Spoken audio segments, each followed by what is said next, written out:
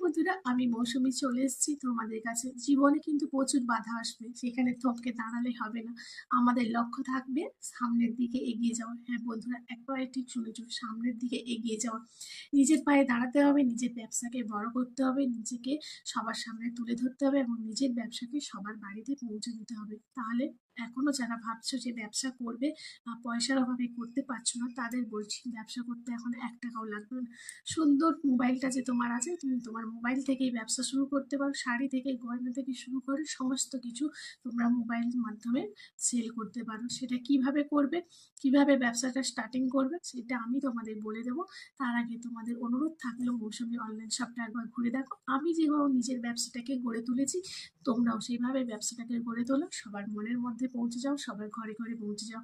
আমার চ্যানেলে যে তোমরা ভিডিওটা দেখছো, ওই চ্যানেলের উপরে লিঙ্ক দেওয়া আছে, লিঙ্কে ক্লিক করলে সরাসরি পৌঁছে যাবে মৌসুমী অনলাইন শপে।